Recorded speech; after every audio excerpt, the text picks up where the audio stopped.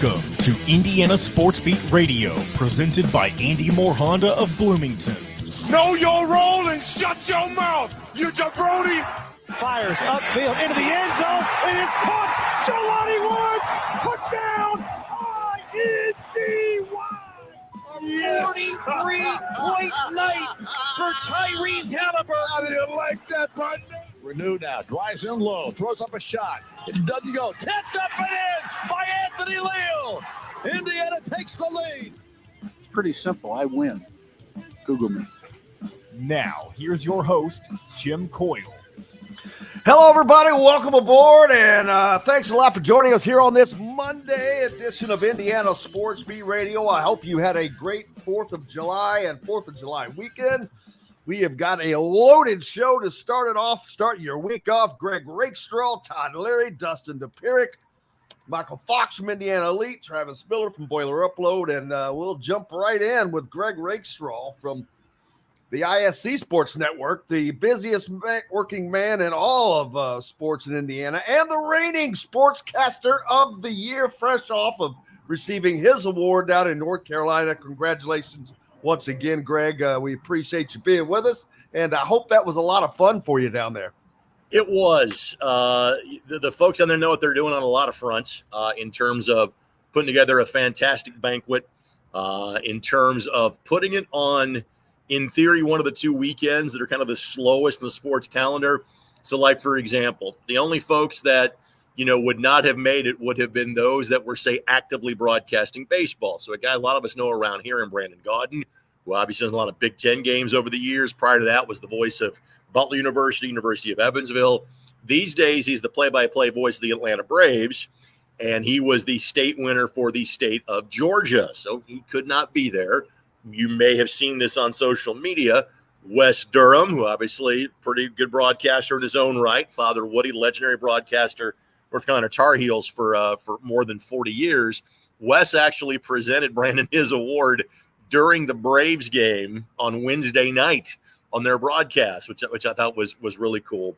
But in conjunction with the state-winning sportscasters and sports writers, there is also a National Hall of Fame. So like those that were honored, the late Tim McCarver, the late Roger Kahn, Jason Stark, Andrea Kramer, Joe Buck, and obviously Joe is a graduate of Indiana University. For those that do not know, Joe has had a tremendous career.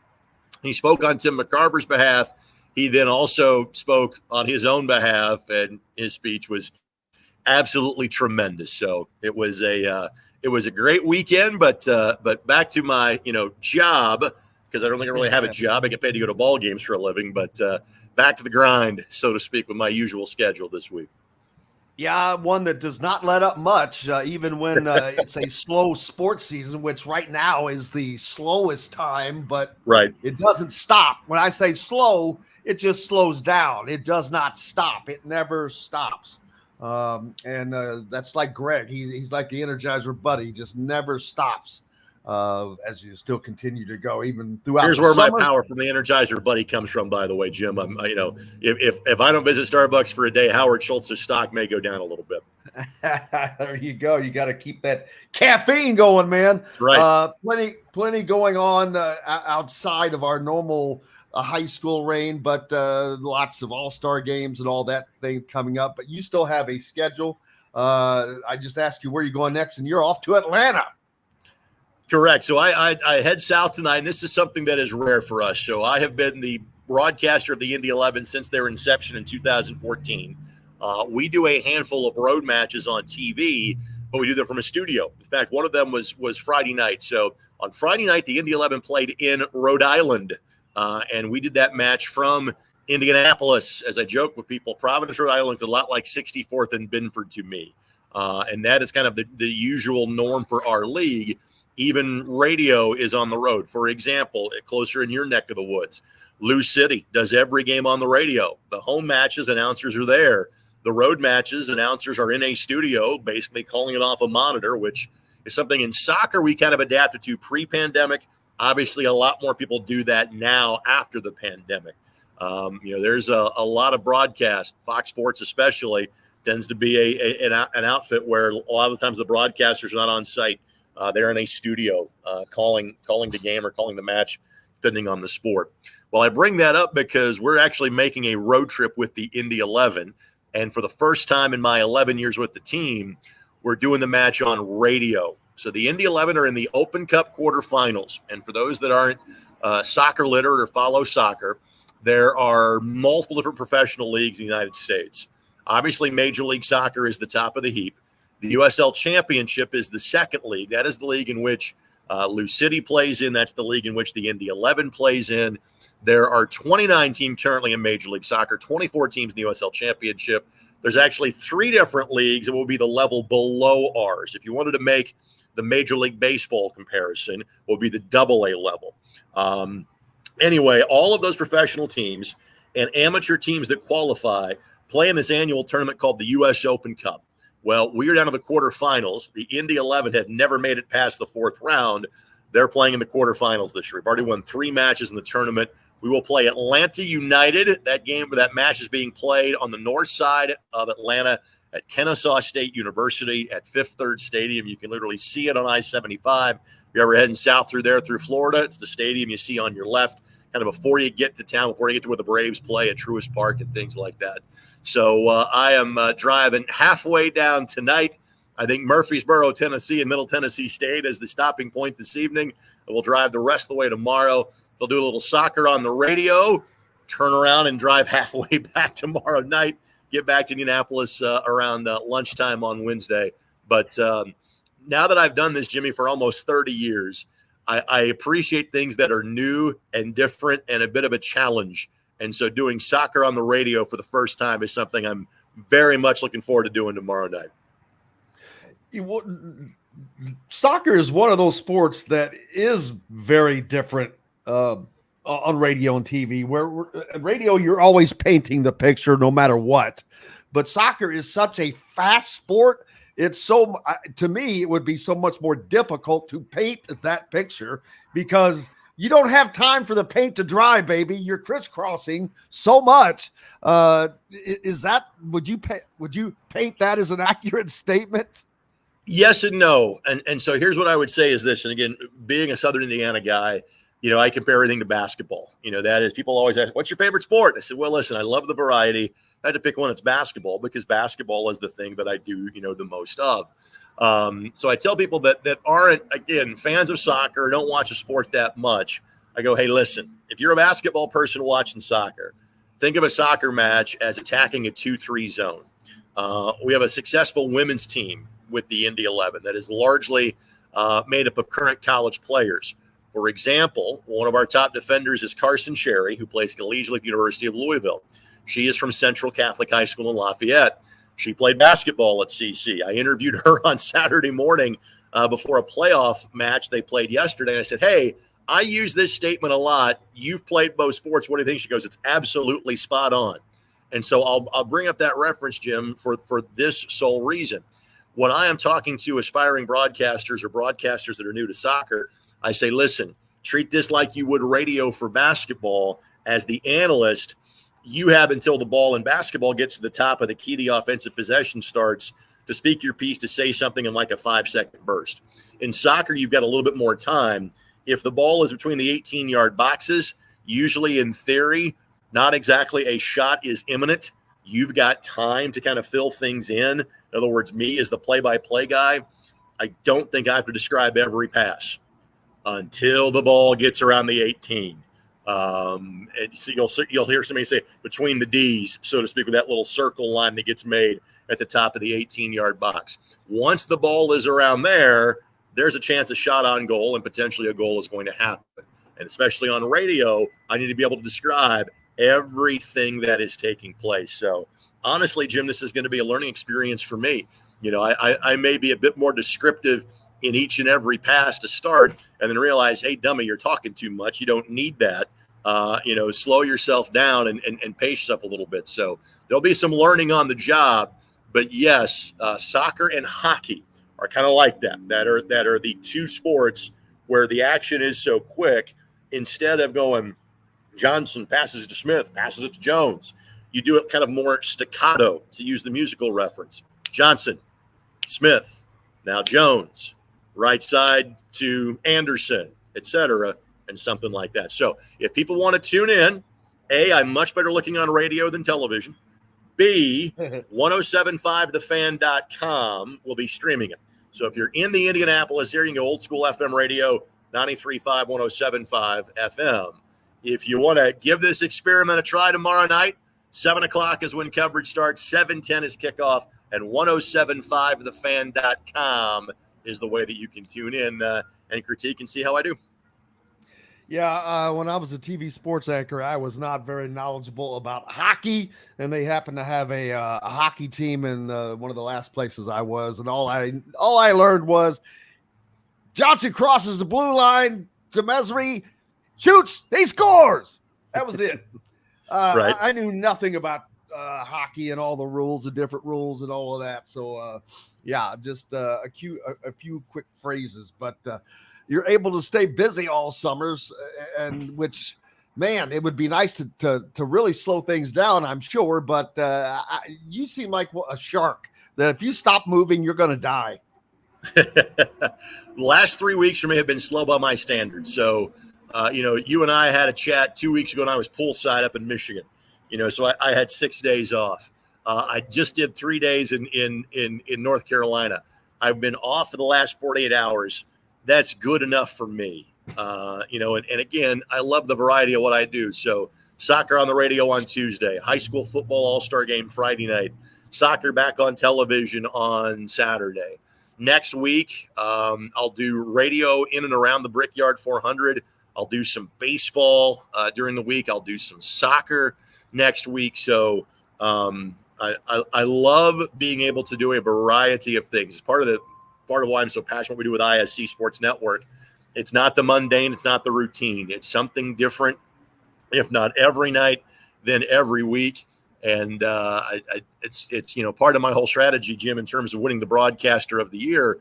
If I broadcast all the sports, somebody else has a chance to win the award. It's been my plan all along. So, that's the strategy that I work with. Absolutely. Someone suggested learning Spanish and making it even more exciting. Then all you have to say is go. That is not normally my call. Now the thing is that even though I'm the Indy 11 broadcaster, we are asked to do things from a more neutral perspective, just because there are often fans of the other team, and sometimes the other team isn't going to do a television feed, so they have to watch on ESPN Plus. And so the league asks us, hey, tone it down a little bit. Tomorrow night, I am very much the visiting radio announcer. This will be a broadcast designed specifically for Indy 11 fans. In other words, I can be a complete and total homer. So you may get a variation of that call on the radio tomorrow night, Jim. Looking forward to it, man, and always looking forward to a visit with you. And again, congratulations on receiving your award for Indiana Sportscaster of the Year. We're very happy and very proud to have you along with us, man, and very happy for you. Thanks, brother. We'll talk to you next week. Absolutely. Greg Rakestraw from the ISC Sports Network, fresh off of receiving his Indiana Sportscaster of the Year award. Lots more coming up, including Todd Leary joining us, Dustin Dopirak, and much, much more, including Michael Fox from the Indiana Elite program. And we'll be back with that, brought to you by our good friends at Andy Moore Honda. We're Indiana Sports Beat Radio, driven by Andy Moore Honda. Just get more to your door by going to andymorehonda.com for the best in new and used vehicles, and the Autograph app, where real fans get unreal awards, the first app to track and reward fans for loving what they love most, turning passion into access and experiences. Download the Autograph app in either the Apple App Store or Google Play Store today. Autograph for unhinged fandom meets unreal rewards. Make sure you use the code ISB Media. Back with more right after this. We'll be right back for more Indiana Sports Beat Radio with Jim Coyle, presented by Andy Moore Honda of Bloomington. In the market.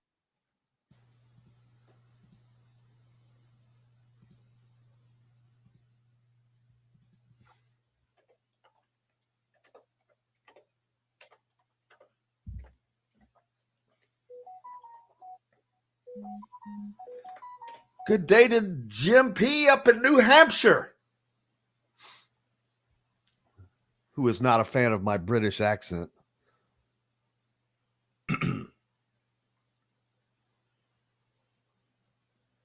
He should hear you sing. That's funny. No, he should not. No, he should not. No one will. How about Khalil Ware? I don't know what he did in his first game. I don't even know. Who does Zach Edey? Who did he get drafted by? Oh, Memphis. We go and pull in Mr. Leary. Maybe it was Memphis. Can you hear me? Yes, sir. Wow. Good day. What's happening? Excuse me. Are you headed to South Carolina tomorrow? Not yet. I got to take my mom to the doctor this morning, and then I'll be headed out later. They don't Are you going play by yourself? They just got exhibition games.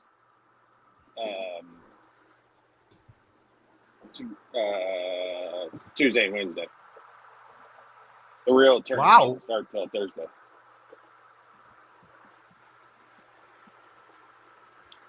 Fox is going to be on with us later today. Mike Fox? Yep. Ooh. Exhibition games. Yeah, I wouldn't want to. I wouldn't want to play in any game before the real thing started. Yeah, I mean, they call them showcase games, but I mean, they don't. If you lose, they don't count towards the thing. So I mean, I guess that's why it's called. Is it single elimination? I assume. Starting Thursday, yeah.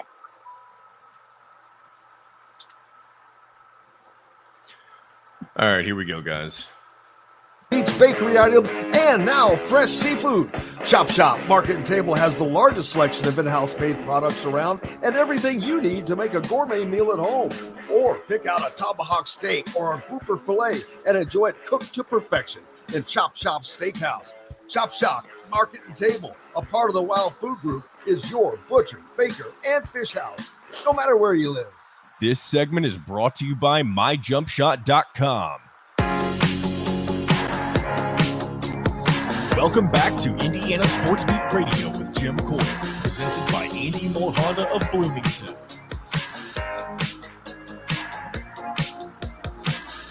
Welcome back, Indiana Sports Beat Radio on this Monday. I hope you had a great weekend, ready to get your week started. Looks like to be not a bad week weather-wise. Temperatures moderate, going to get up to 90s just a little bit, but for the most part, it was a pretty incredible weekend. Todd Leary, who joins us now. How are you, sir? I'm doing great. It was a fantastic 4th of July weekend. So, yeah, it was very comforting, relaxing. Good to hear. And you will be headed out to Rock Hill, South Carolina at some point this week as Indiana Elite, one of the teams and one of the favorites, actually, to win the 3 SSB Adidas Championship that will be taking place down there as Indiana Elite, along with Trent Sisley and Braylon Mullins, Malachi Moreno, Mark Zachary, Des Bryant, all these guys that are heading down. But I have to think that they're the favorite to win that thing, man. Yeah, I'm sure that they are because they're undefeated at this point. But, I mean, in the AAU circuit, like, I mean, truly, you can lose any game. Like, these guys have put themselves in a great position seeding-wise, and, they should make it through the first round or two. I don't want to say easily, but maybe a little bit easily. But then after that, like, it's, everybody's good. Like, all of the teams are good. I think their team has a little bit of an advantage because they play so well together. I think I mentioned that on your show several times this summer, but they're not your typical AAU team. Like, they play very well together. They're unselfish. They enjoy playing together. And so, yes, hey, everyone wants to put up numbers. That's a fact. Like, no question about it. I would just say these guys are a little less worried about their numbers and they enjoy playing together. So that's what makes them kind of a unique AAU group.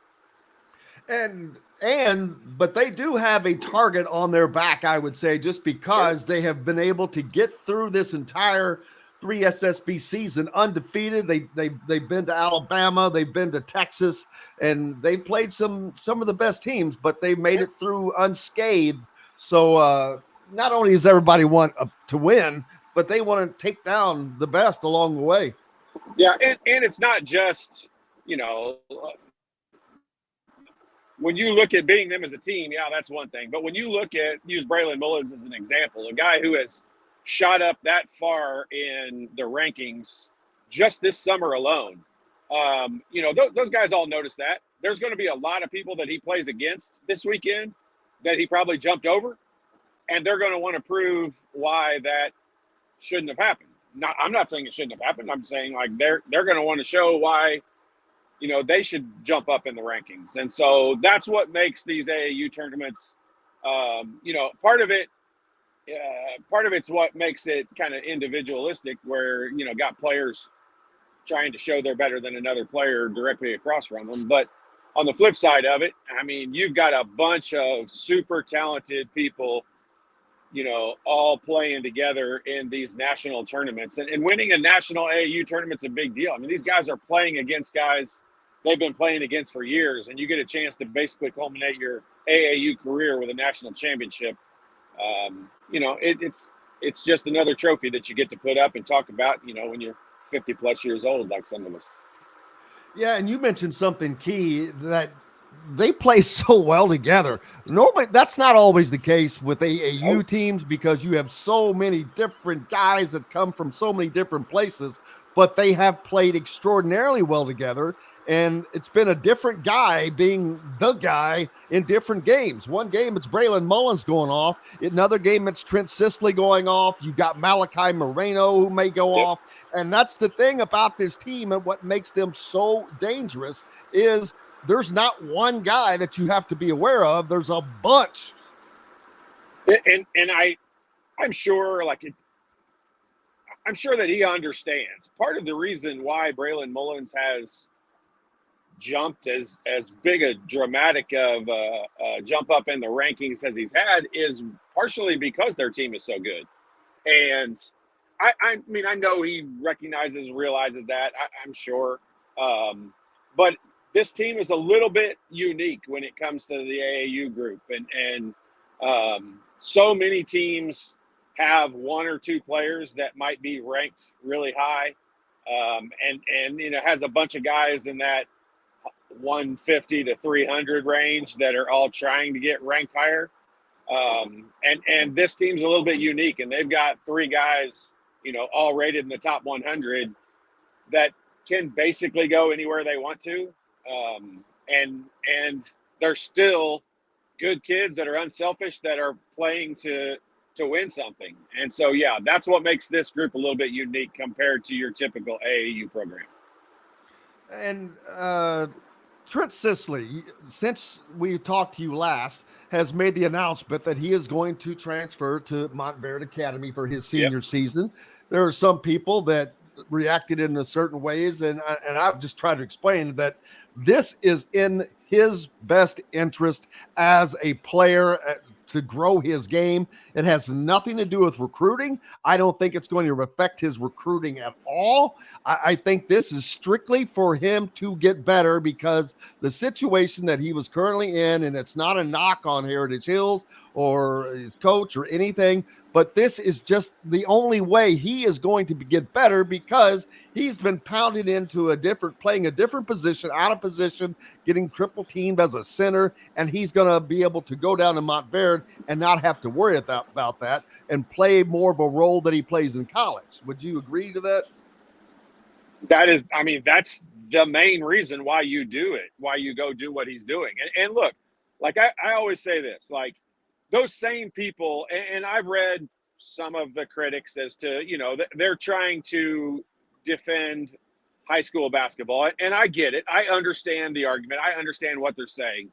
But I always say this to some of those same people. If this was your son and this was the thing that was in his best interest, would you make that decision? And almost always the answer to that is yes, of course you would make the right decision for your son. And so there's a little hypocritical, and I think people criticizing the move and that stuff. And a lot of people just don't understand all the factors that go into it. And look, he's going to play a different position in college than what he would have and has played at Heritage Hills. That's a fact. And right now, going to Montverde, you are basically giving yourself a year of training and transitioning into playing the position that you are going to play in college. He's going to be a 2/3 in college. And at Heritage Hills, he's a 5-man. I mean, they could pretend like they play him at a 4 even sometimes, but they don't. They play him as the center. And that's not a knock on Heritage Hills. That's what every high school program would do, just right along with what you're saying. But I mean, this is a decision that is a good decision for Trent Sisley. Do we like it? No, because we want to be able to say, you know, Indiana high school basketball has blank talent, and it's got a ton of good talent. But in this scenario, this is what's best for Trent Sisley, and I don't blame him at all. I would make the same decision if it was my son. I'm shocked that as many people took the other side of it as they did, because it's a good decision for the kid. How can you knock that? I think there's just too many assumptions made now these days, because there are a lot of kids that do things for reasons that we question. This is just not one of them. If you know about this situation, and if you know the type of kid that he truly is and the family that he comes from, this is not looking for something more other than to improve to get himself. Better. Right. Yes. Sure. I mean, this is the talent that he's going to play against, period. He's not playing against Tell City and Corridon and other teams. And again, no knock on those teams, but this is not IMG. They're not IMG or these teams from New York or New Jersey. The talent level that he's going to be playing against is exponentially better. And not just that he's going to play games against. The talent he's going to practice against every day is going to be guys that are much closer to his size, much bigger and stronger and more physical, and it's going to be a lot more like college. And so I challenge anyone to you know, think about the situation and think about what you would do if it was your kid, and before you criticize it. Because look, it's not the best thing for Indiana high school basketball. That's true. It's also not Trent Sisley's job to do what's best for Indiana high school basketball. And I hope that comes across the right way. But I mean, I think there are certain circumstances, especially in sports for our kids, that you have to do what's best for the kid. And in this case, there isn't any question that going to play against that talent on a regular basis and practice against it every day is the best move for him. And I just think it's a good overall move. Does it suck for Indiana high school basketball? Sure it does. And that goes back to, this was a very, very difficult decision for him and his family. That I can assure you, because they love Indiana. They love Indiana high school basketball. They have been a part of it. And that whole community. I've been down there to that community. They love the Sisleys. The Sisleys love that whole area. They're very big advocates of the school and public school program and everything. So this is not anything other than, I hope people don't read more into it than what it actually is. And it's the best move for Trent Sisley. And that's the period, end of the statement. And that's all that needs to be said, or should need to be said. If you've got to defend it beyond that, that sounds like somebody else's issue. It kind of reminds me of playing for Indiana Elite and what he's done with them and what he's been able to do. He's had a great summer. Braylon's had a great summer. Malachi's had a great summer, those guys. But it's because they've been able to play off of each other and not get double and triple teamed or whatever. And that's how you get better at what you're doing. So it's kind of similar to what he's doing at the Indiana Elite, but this is going to be an extension of that. Yeah, I mean, no doubt about it. It's a good decision for him. And I mean, we're defending it for him. I don't know that they feel like they need to defend anything, but I will just say, like, it's the right decision for him. Yes, it sucks for Indiana high school basketball, but that's just the reality of where, I mean, these programs didn't exist, 30 years ago. And now there are several of them, and they get to play, he'll get to travel all over the country, just kind of like what it's going to be in college. It's almost like a little training program for what it's going to be like in college. And how can you fault a kid for being able to take advantage of an opportunity that, a lot of kids don't have, and it's a big deal, and it's a good thing for him. And again, like I said, it sucks for Indiana high school basketball, but it's a good move for Trent Sicily. So how could someone have a problem with it? I don't get that. Yeah, it's just not being informed enough on the situation. Yeah. Later on, I talked about you're going to get the chance to see these guys play Indiana Elite as they go on and try to win the 3SSB championship. When you go into that situation, I mean, they've been playing all spring, all summer. They've had a break here, but now it's time to get back together and focus on that. This is a big time deal winning this, because the best players in the country for the most part are in this tournament. Yeah, I mean, there's 3 big tournaments, and obviously the Nike and the Adidas one, I think, kind of stand out amongst being identified as the best, summer AAU tournaments nationally. And so these guys have a chance to win one of those tournaments, and kids kind of choose what team they're going to be on. The state of Indiana is kind of dominated by Indiana Elite program, which is an Adidas program. And, that is rightfully so. The Elite program has put themselves in a position to dominate the state. And they have, what I would consider most of the top players in the state of Indiana, and even obviously some from outside the state with Moreno. But, getting to play together, having a chance to see Sicily and Mullins play together is not something, usually you would hope to see that happen during the Indiana All-Stars, for that 2-game stretch they play against Kentucky next year after they graduate. We're not going to see that now because Sicily is not going to be from Indiana and all that. But still, like, getting to see these guys play in an AAU tournament against other great talent is fun to watch and good for the state of Indiana. Absolutely. And what are your expectations? Now, there's not just, the good thing is there's not just players down there. There's a ton of coaches that will be down at this event.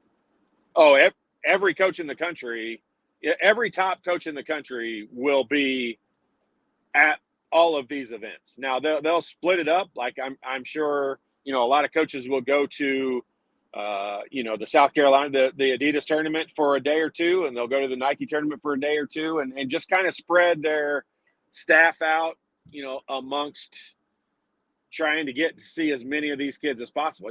This is not going to be their first, their first time seeing these kids play.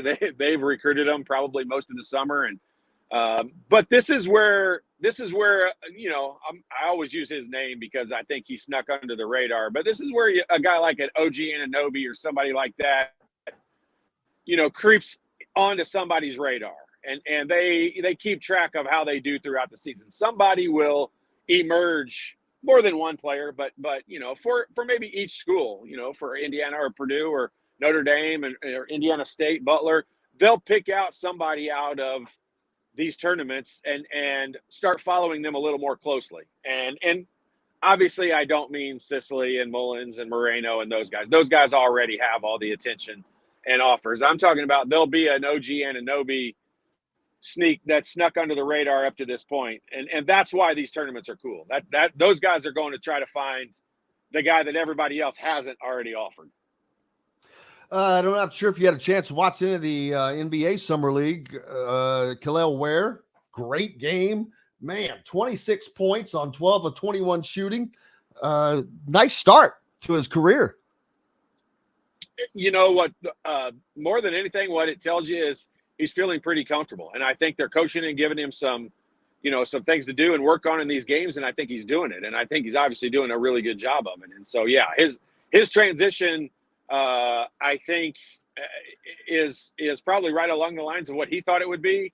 maybe a little bit faster and better than what some other people might have thought it would be. So yeah, a great start to his, NBA career and just getting out there, gaining some confidence, playing against some of the other best players, in the world.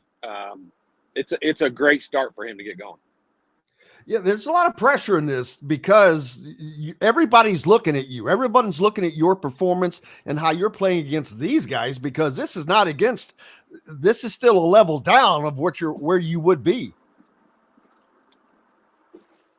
Yeah, I mean this is, when you get a guy like Khalil Ware, obviously preseason he was up there in all the draft things, but he was still kind of unknown because, he transferred from Oregon. People weren't 100% sure what his transition would be like.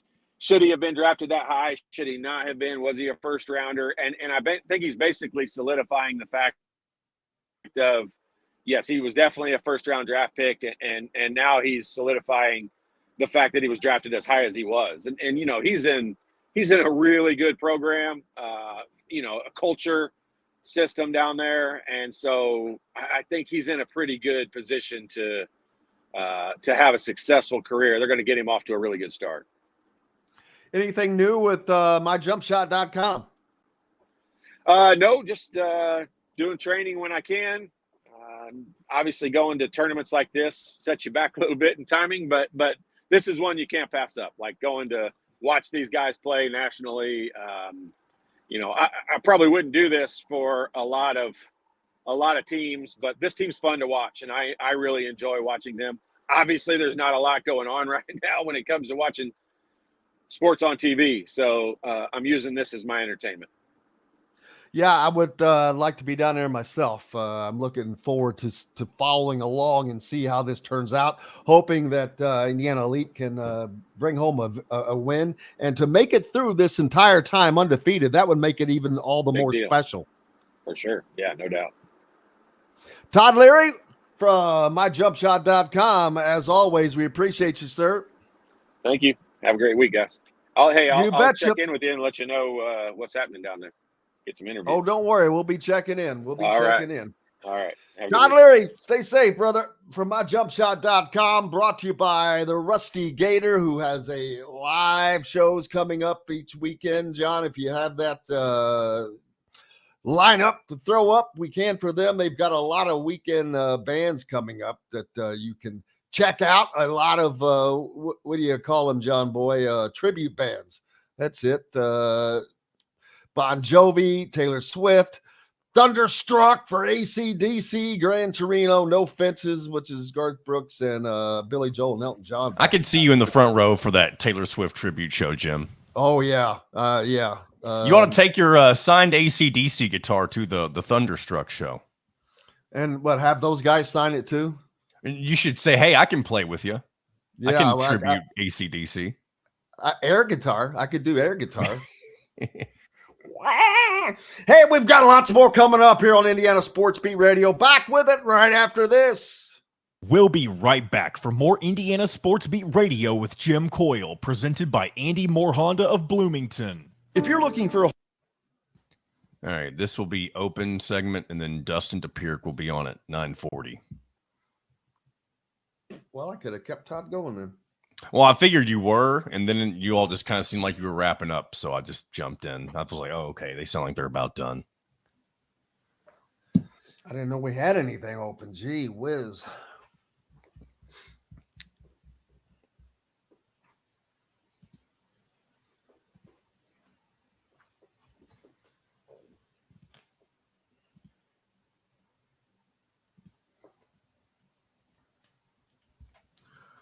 Gee whiz.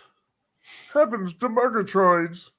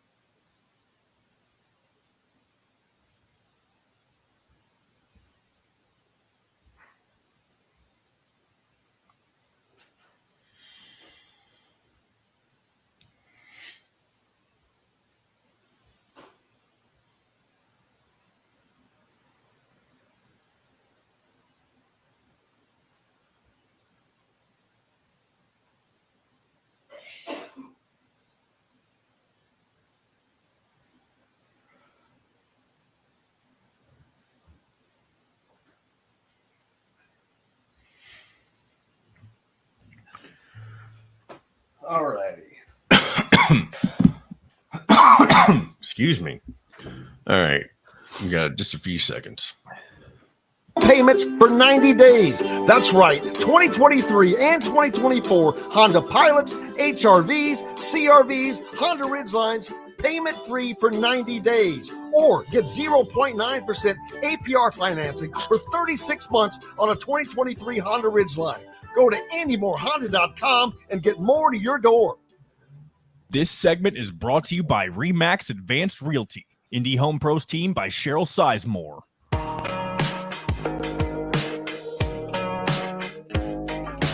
Welcome back to Indiana Sports Beat Radio with Jim Coyle, presented by Andy Moore Honda of Bloomington.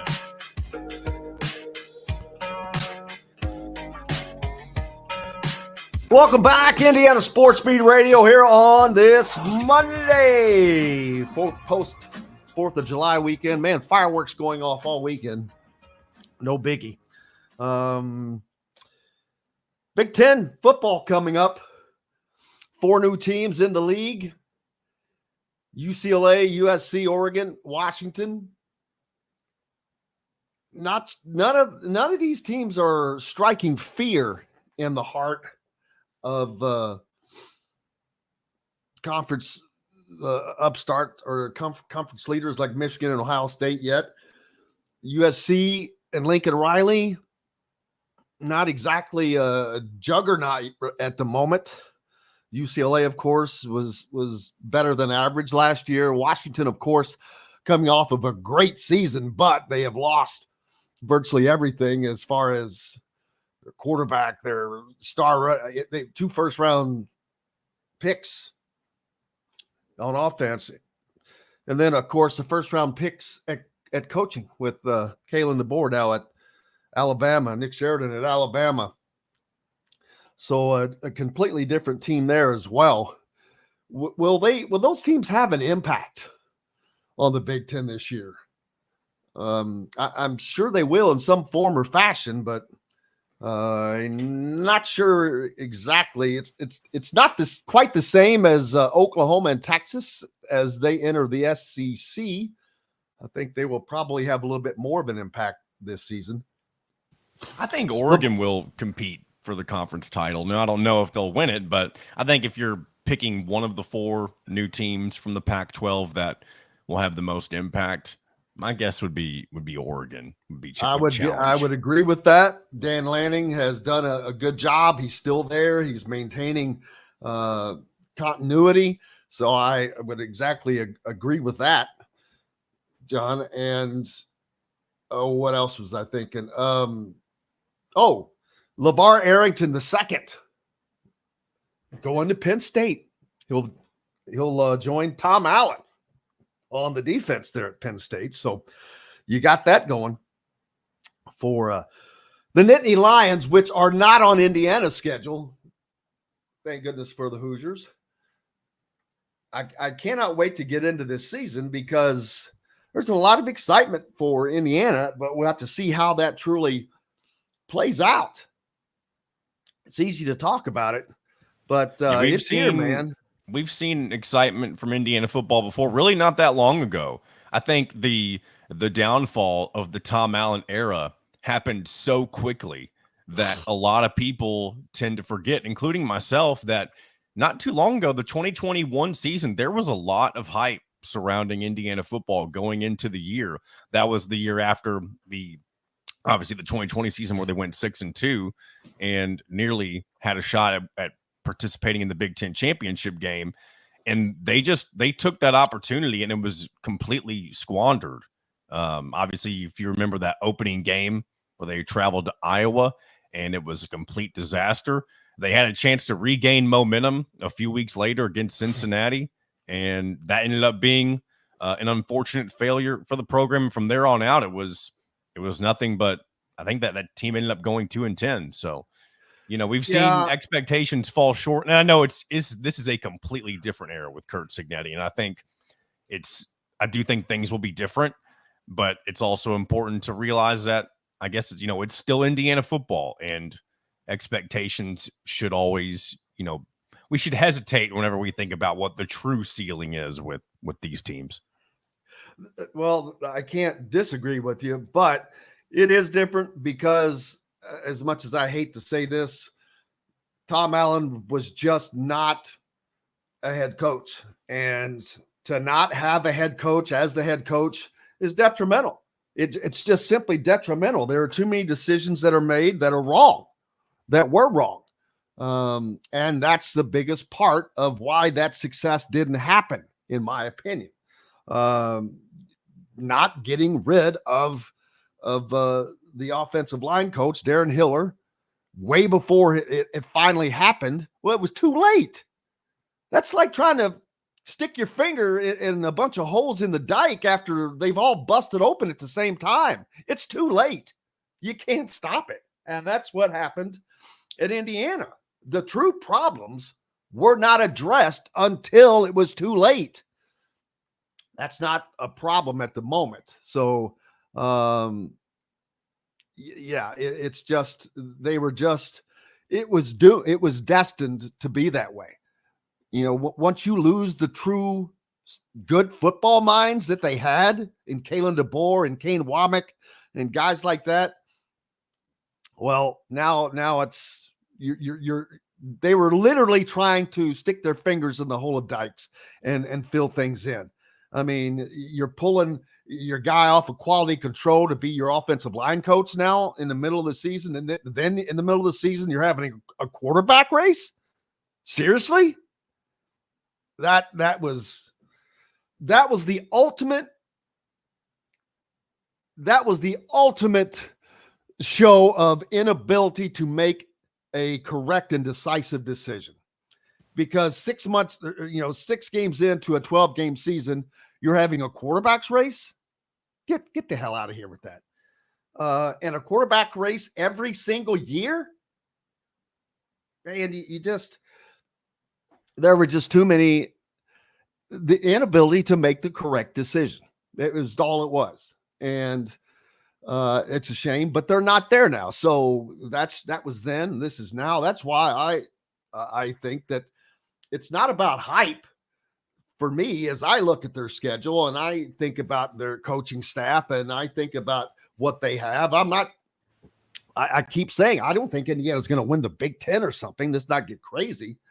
But I think that they can not beat Indiana, which, that is the team that loses games that they have won and are never able to step up and win that game that they're not supposed to win, which they did that a time or two. They did beat Michigan under Tom They did beat Allen. Nebraska on the road. That was a big win too. Now that was a big win, but I believe they had Kalen DeBoer at that time. It's a good question. I don't remember for sure if that was Kalen Was that DeBoer. not 2019? That was 19. I thought Kalen DeBoer was only a single season offensive coordinator. Or maybe he was 19 then, because Nick Sheridan did the 2020 season. That's right. Yeah. So there you go. Again, you had the guys that can do what was needed to be done. And so it's just not having the right people in the right positions over and over and over. Well, that's not the case right now. So I just don't think that's the problem. I think that it's not about hype. I'm not trying to hype Indiana football because I have no right to hype them or reason to hype them. But I look at the schedule. I look at what they have. I look at the talent they have. I look at the coaching staff they have. And I'm like, okay, here's I don't want to call it a prognostication, but here's what I think. These other teams that they are going to have to play, you've got UCLA that they have a new staff. Northwestern's 1 year removed from a new staff, or is this actually considered a new staff? Nebraska's 2 years into a new staff. Washington has a new staff. Michigan State has a new staff, a new head coach. Michigan has a new coach. Purdue is 2 years into a new coach. Dude, of their 9 Big Ten games, 5 of them are against teams with a new coach. 5. And 2 of the other 4 are teams with a coach in their second year. That's what I'm talking about. That's all the change that has happened. So why not Indiana? They're just because it says Indiana on their jerseys. I think that finally has no bearing on this particular team. Yeah, because I think that could end up being the case. And plus, you'll have. Go ahead, finish. No, please. I know we've hit the nail on this for a long time now, but I think the way they end up performing on the road at UCLA is going to be the first true sign on if Indiana has really changed. And I'm not saying they have to go out and absolutely dominate the Bruins. They don't have to do that. If they just find a way to win that type of a game in an environment that I don't think will be super rowdy, and yes, it's UCLA, they play in the Rose Bowl, and that's cool and stuff like that. You're playing out on the West Coast. Those teams out there, with the exception of, at least in California, with the exception of maybe USC, they don't bring in the crowds that a lot of the Big Ten road environments do. So it's going to be a prime opportunity for Indiana to show that they can compete in that type of a setting. And again, you can't go out there and be old Indiana and find a way to lose that game by a couple of scores. You need to go out there and find a way to win that game if you're going to show that you're something different. And that's why we keep going back to that game, the UCLA game in week 3, because it's going to be very telling on what the future has in store for Curt Cignetti's Indiana. Yeah, the good thing is most of these players, they don't care about the past. The coaches definitely care not about the past because none of them were here. That's what people are wanting to see, that number right there, I guess. I don't know why. It is 347. Talk about the back numbers that are hanging behind me. I don't know what that conversation is on the Andy Moore and Honda hotline, but there you go. Again, these players don't care about that. So many new ones have come in. The staff, they're not talking about what has happened last year, 5 years ago, 10 years ago. They don't care. I don't. That is just not how Curt Cignetti is approaching it. He's approaching this like any other program that he has gone to, and turning it into that kind of program and dealing with those players and pulling in those kind of players and coaching those players in that regard. And I think he has more talent now than he's ever had. So he expects to do better, although his schedule is tougher than it ever has been. He is going to just approach it like he has, and that has nothing to do with anything in Indiana's past, which is good because it would suck if they did. You wouldn't expect much, but I'm just looking forward to it. I think that the buzz is real, and I understand people who think that it's just another, that's Indiana, that blah blah blah blah when it comes to football, and I get that because that's the old Charlie Brown syndrome. Lucy's going to lift the football up when you go to kick it. Happens every time, but I just think that there is opportunity for Indiana to surprise some people, and most national pundits are approaching it as Indiana, and I get that. Why would you not? It has built itself year after year after year of seeing the same thing, even when they've had opportunities to do things to shock. I go back to the Gator Bowl a few years ago when they go in and they're playing an SEC foe in Tennessee, and they're leading nearly two touchdowns in the fourth quarter. They have nearly a 2-touchdown lead in the fourth quarter. Tennessee does score, but all Indiana has to do is just take care of business. But they didn't. They were not ready for an onside kick that everyone in the stadium knew was coming, except for Indiana. The Indiana coaching staff, I guess I should say, which I will never understand that ever, because Tennessee then successfully and easily converted an onside kick. They get the ball, they go down and score, they take the lead. So now they've scored twice in a matter of minutes in the fourth quarter, and now Indiana has to go down and score, and they miss a field goal at the end to lose that game, but which they had won.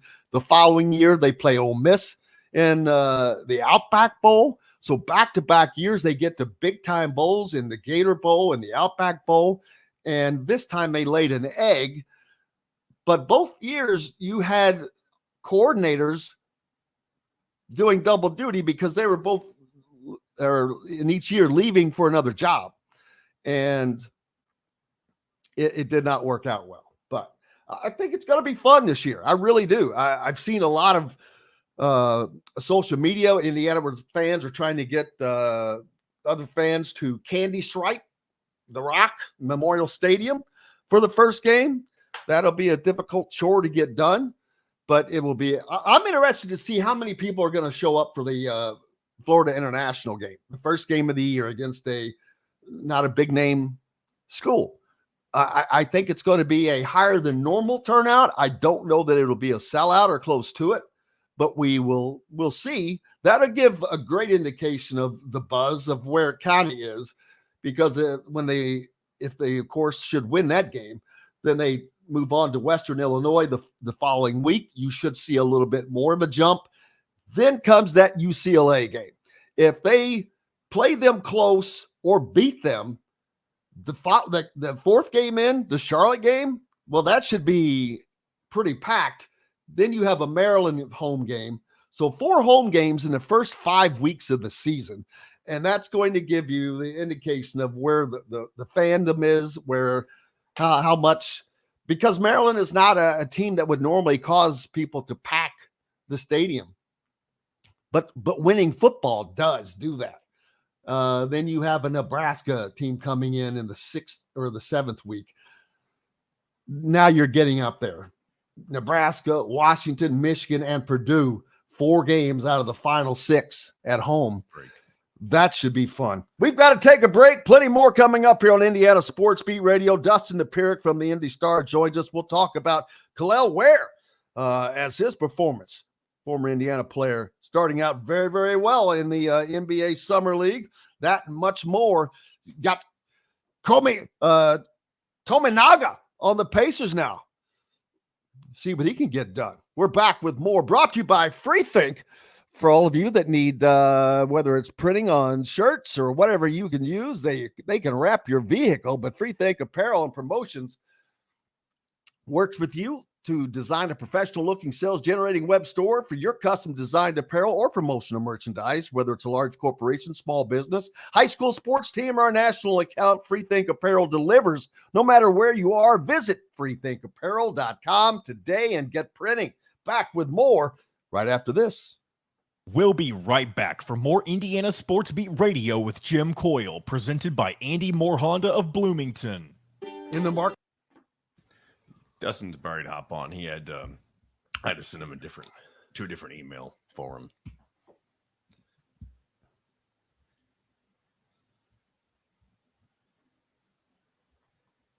What's the deal with the back number they're talking about? 347. I don't. What did they say on there? I don't know. Morning, Dustin. Morning, John. Sorry about that. No, you're good. You're good. Maxine's got thoughts today. I might he's have to not move. very happy. There's something going on. She is, and she's got to have something in it, baby. Something's going on. Something is going on in the neighborhood, and she is. Something's going down, and she's on it, baby. She is on it. She is on top of the happenings on Parker Avenue. Let me tell you what. The Parker Avenue pundit. All right, there you go, Maxine. The Parker Avenue pundit.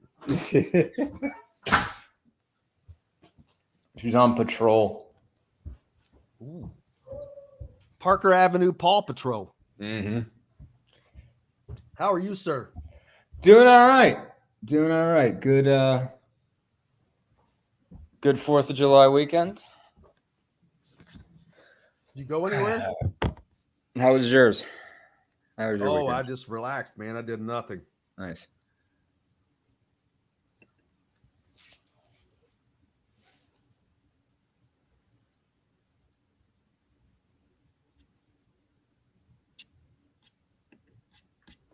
Maxine go anywhere?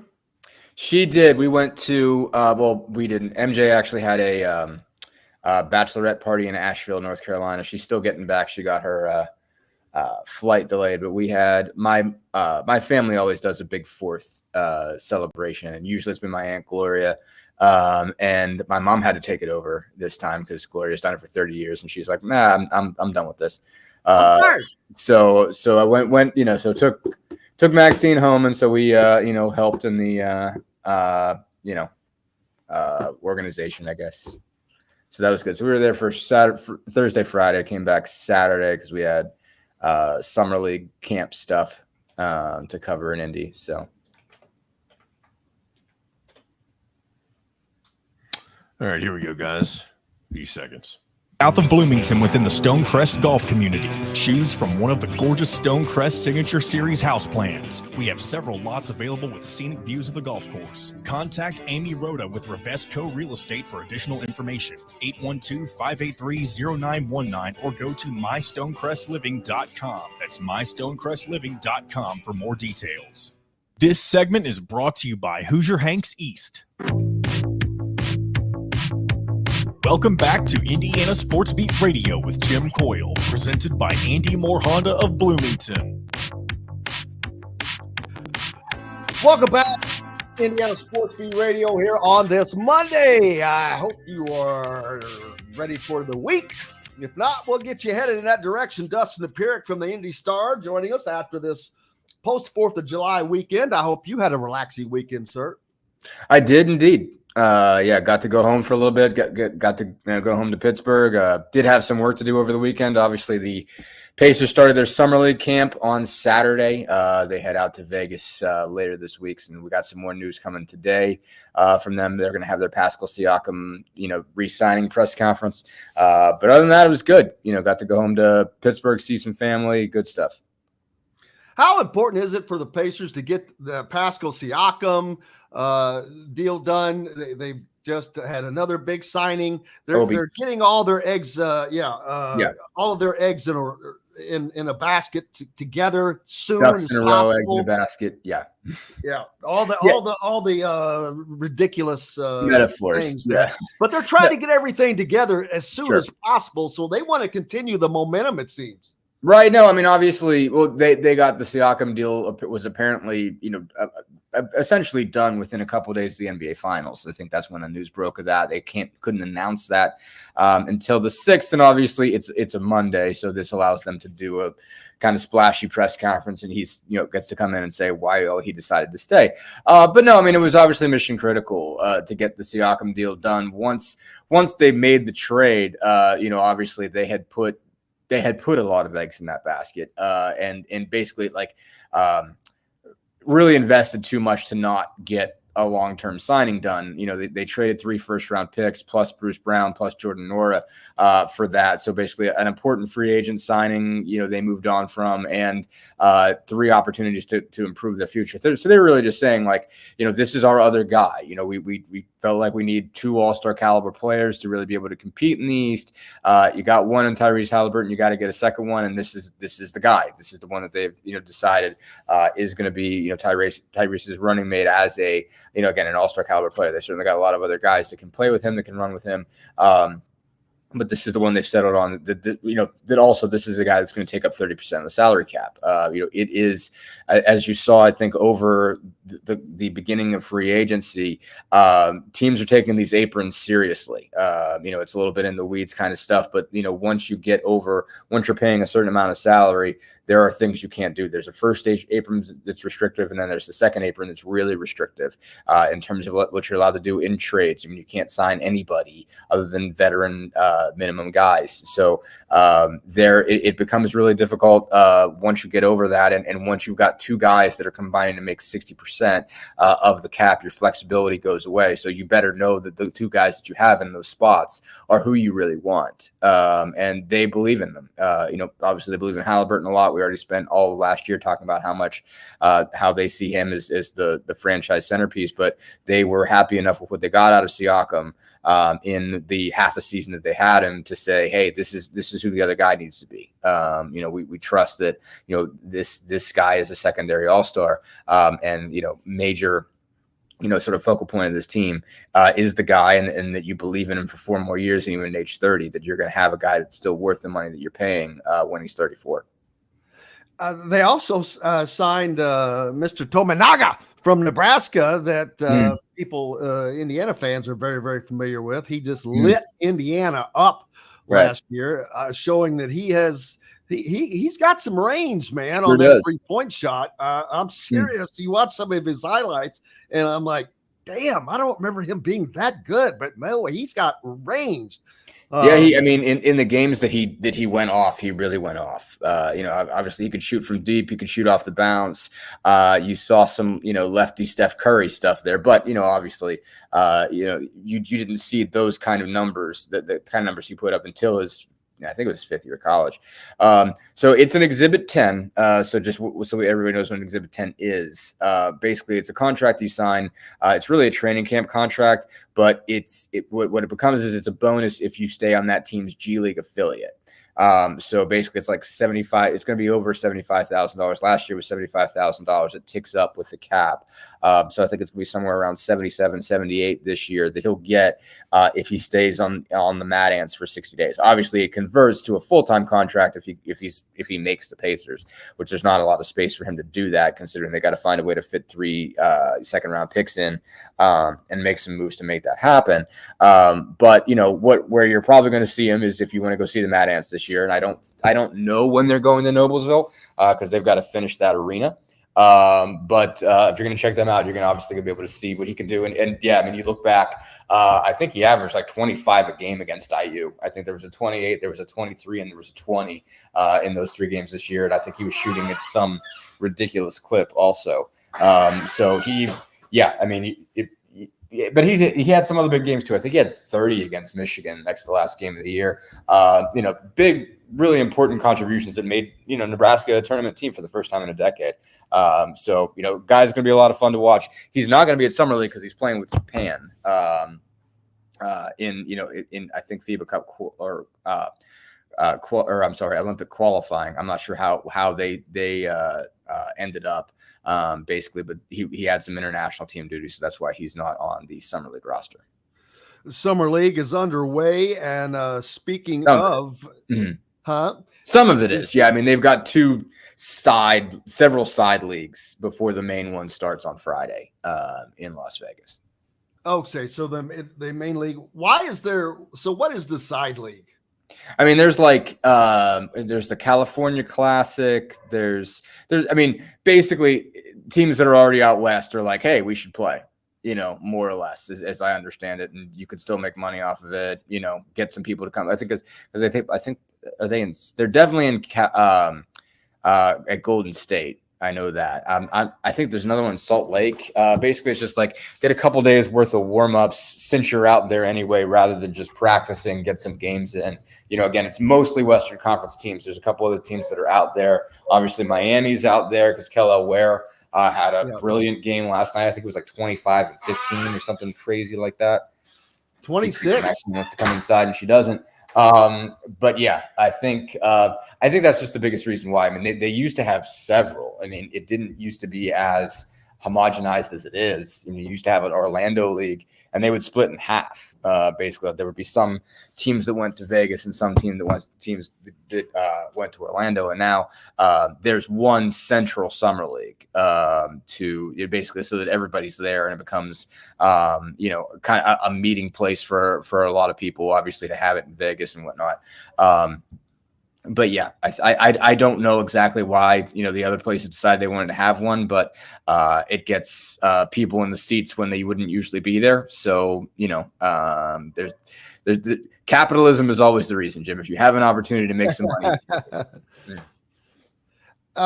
You mentioned Khalil Ware. Yes, 26 points and 11 rebounds. That is got to be a great start for him mentally. And I'm sure the people at the Heat from, daggone it, Pat Riley on down. Are very, very happy with their selection to see a guy playing with that kind of confidence off the bounce, because he looked very confident and did not look like a rookie. And so we've got to be very happy. Yeah, no, obviously. I mean, again, these are all different when you're talking about Summer League. Obviously, he's playing against other rookies. That's generally the best players he's going up against. It's obviously a different measure, and mostly the Summer Leagues are set up to showcase your rookies. Basically, those are the guys everybody came to see. It's not like he's taking shots away from Jimmy Butler and Bam Adebayo there. So obviously that's got to be brought up, but it still matters for you to jump right in and play well.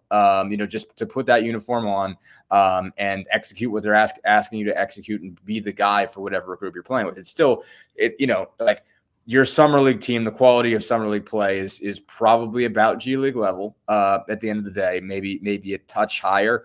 It's certainly not NBA level, but it's certainly higher than college. You're playing with better players than you played at the college level. So if you step up and you perform right away, you've done something. It matters. Obviously, it took Victor Wembanyama a minute last year to get it together, and obviously he ends up being Rookie of the Year. But his first game was a little bit of a disappointment out in Vegas. I mean, I remember because it was so. It was a tough ticket to get, and as media, we had to go sit in. We had to go sit in the stands. I mean, they didn't have enough press seats for everybody who wanted to watch that game, so we just had to. They were basically like, "Hey, go find a seat in the upper deck if you can, because go figure that out." I mean, like obviously the Pacers weren't playing them, so I was just there solely for the experience to be like, okay, like what's it look like to watch this kid? And he took a few minutes to get, he took a game to get right. I don't think he scored in double figures in that game. So, it still matters. Again, it's different at this stage than it is in Vegas when there's a lot more people watching. And you get the sense that the entire league is watching you, when you're a first round pick. People have to kind of make more of a point to watch these games in the California Classic or these other leagues. So there will be another step up when he goes to Vegas, but still, it matters. It is relevant. I think ultimately Miami's going to find they've got a good role player out of him. I think that's pretty clear. They've had to clear out some roster space, some cap space. I know they let Orlando Robinson walk. They need a backup five behind Bam Adebayo. They need somebody they can trust in that spot. So Ware is showing he might be able to be that guy. Caleb asking, did Dustin hear Rick's comments this morning about Walker? And I'm not sure exactly what the comment was, so we'll let you respond to that or let Caleb unless you know. Let me look. I imagine he was on radio and I didn't see it, so I will. Yeah, I haven't seen it either, so I was gonna let Caleb point us out to what that is. Has Zach Edey played yet? I'm sure he has, and I don't think Memphis is in it.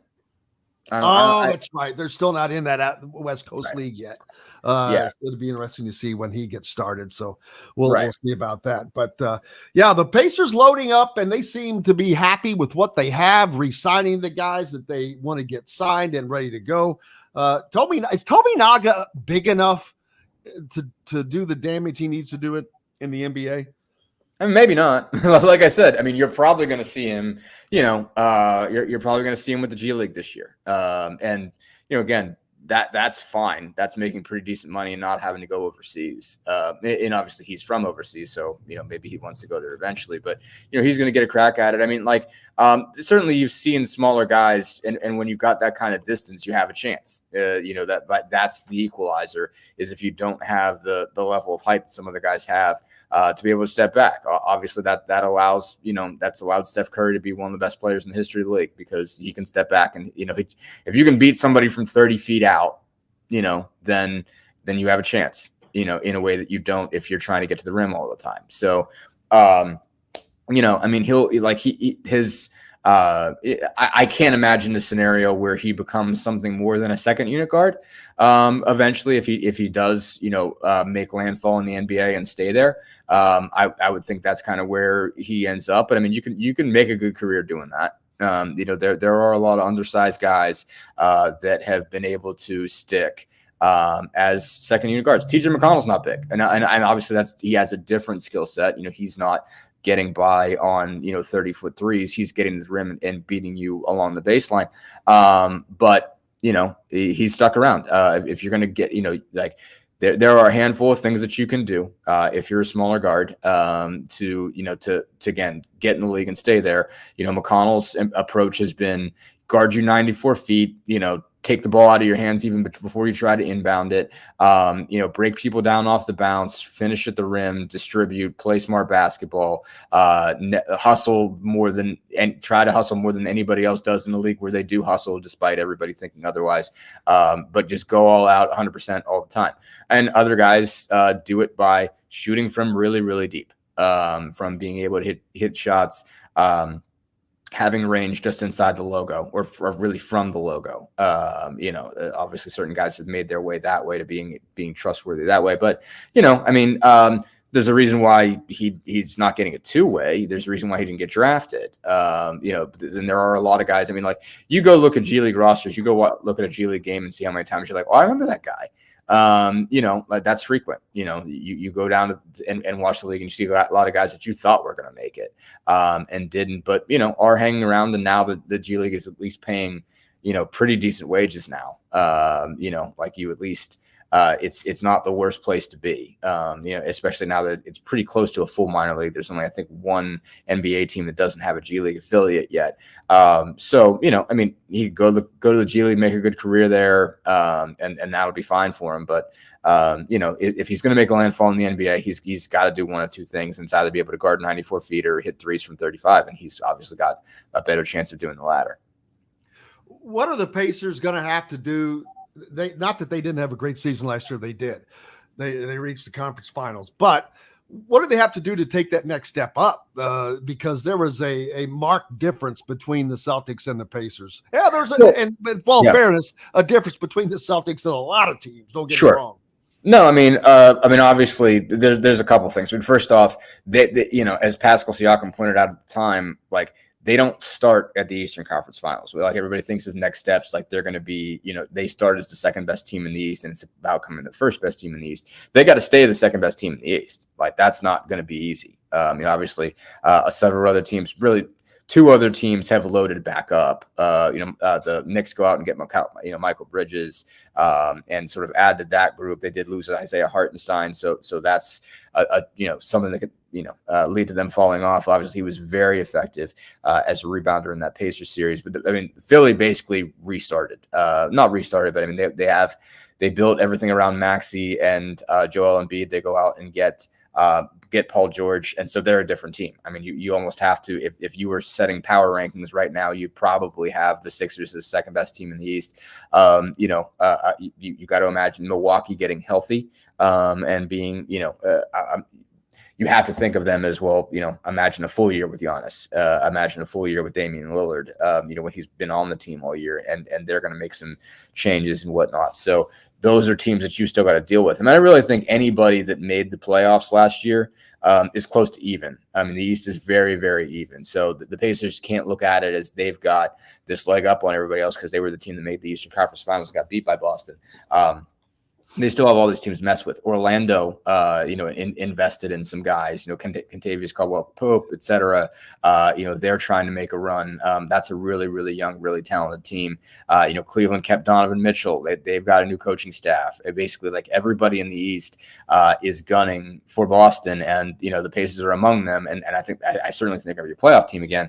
But it's not going to be easy to get back where they were because everybody's re-upping. So what do they have to do? I mean, obviously, you're not going to see them at this point. You've already kind of seen the moves they were going to make. They went out and got James Wiseman for some 5 depth after Jalen Smith opting out. But mostly they re-upped with Siakam and Obi Toppin. They're mostly going to run it back. What has to happen? They got to be better defensively and just make some strides. I mean, I don't think this group, they certainly didn't add enough from a personnel standpoint that they're going to be drastically better. Like they're not going to be materially better, but everybody's got to get a little bit better. Basically, everybody's got to defend more. Tyrese Halliburton's got to have a good summer as far as once the Olympics is done, putting some weight on, being kind of sturdier in his defensively. They certainly need Nembhard and Aaron Nesmith to continue to take leaps. Those are their 2 best defenders. They've got to be able to really lock some guys down. They've got to be able to take some steps. They need, continued good play from Miles Turner. They need him to rebound a little bit better. They have to rebound better across the board. So there's a lot of little things that they've got to do to get better, but Boston's tough. I mean, they certainly have 4 real, really 5. I mean, they've got the best starting 5 in the league. And when they've got Porzingis available and they can go, White, Holiday, Brown, Tatum, Porzingis, they've got 5 all-star caliber players. And so, I mean, they don't have nearly the depth that you'd want to have, but they certainly got a guy like Peyton Pritchard that can score off the bench. They're having a hard time adding guys because they're at that second apron. They've mostly got to keep everybody around. But it's difficult to get guys. I think the thing that stood out to me, there's a bunch of things that stood out to me. One, they can all defend. Like all those guys, White, Holiday, Brown and Tatum can all seriously play defense, and White and Holiday might be 2 of the best 3 or 4, guard defenders in the league. And so like you've got to be prepared for that. You've got to know that like, okay, they're not all going to be on every night. But you got to shut down 3 of them. If 2 of them get you, that's enough. That's usually enough to get you because they defend that well. So it's tough. I mean, the only thing is right now, because they're not adding players, they just all got to be better. They still have to run. They still have to be as good of an offense as they were, and they've got to defend a little bit better. And because the Celtics have one of the best offenses and one of the best defenses in the league. So it's really difficult to jump those guys. Probably you got to hope that something goes wrong for them, honestly. We're joined by our good friend Dustin Dopirak right now, talking the Pacers and NBA, and we've got plenty more coming up. Brought to you by Boost Fundraising. If you know someone in need of a fundraiser, no matter what kind of level it is, they handle everything, whether it's sports teams, marching bands, charity causes, community groups, whatever you need. Just go to boostfundraising.com and be sure to enter the promo code COIL to receive a discounted fundraiser. We're back with more with Dustin Dopirak right after this. We'll be right back for more Indiana Sports Beat Radio with Jim Coyle, presented by Andy Moore Honda of Bloomington. Formerly be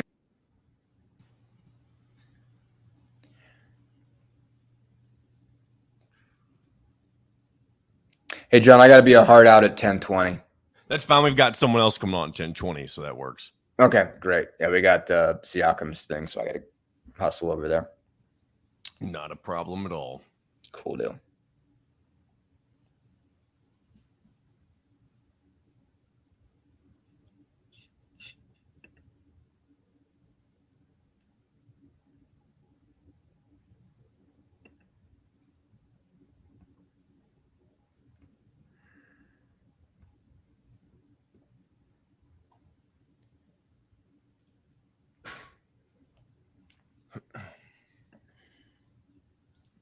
Every time I say your name, I can't believe you let me go as long as I did, saying it like I used to say it. Dopirak? How did you used to say it? Yep. Dopirak. Nobody gets it right, man. Well, I went with it, You never corrected me. I can't believe it. I'm like, oh my God. I felt like it. I still feel like an idiot. That's normal, though, for me.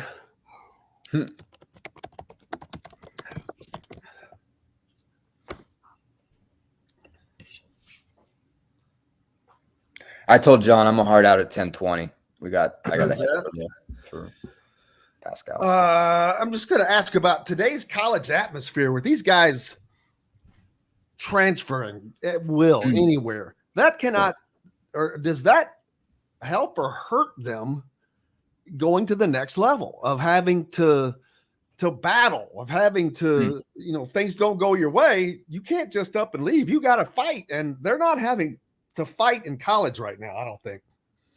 I will counter that. I'll wait. Perfect. That's exactly what I want. Exactamundo.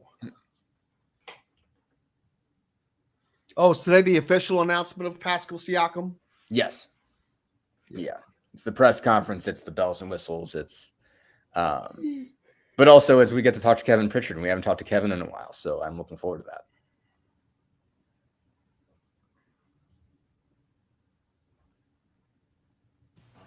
All right, here we go, guys. 30 seconds. Prices and selection of Andy Moore Honda in Bloomington. Right now, get a brand new Honda with no payments for 90 days. That's right, 2023 and 2024 Honda Pilots, HRVs, CRVs, Honda Ridgelines, payment-free for 90 days. Or get 0.9% APR financing for 36 months on a 2023 Honda Ridgeline. Go to AndyMooreHonda.com and get more to your door. This segment is brought to you by Reynolds Family Dentistry in Sellersburg. Welcome back to Indiana Sports Beat Radio with Jim Coyle, presented by Andy Moore Honda of Bloomington. Welcome back, Indiana Sports Beat Radio here on this Monday. I hope you're having a good start to your week. If not, hope we're helping you get there. Jim Coyle with you as always. Dustin Dopirak from the Indy Star. And Dustin, with today's college game, it's so different because players have the ability to transfer at will.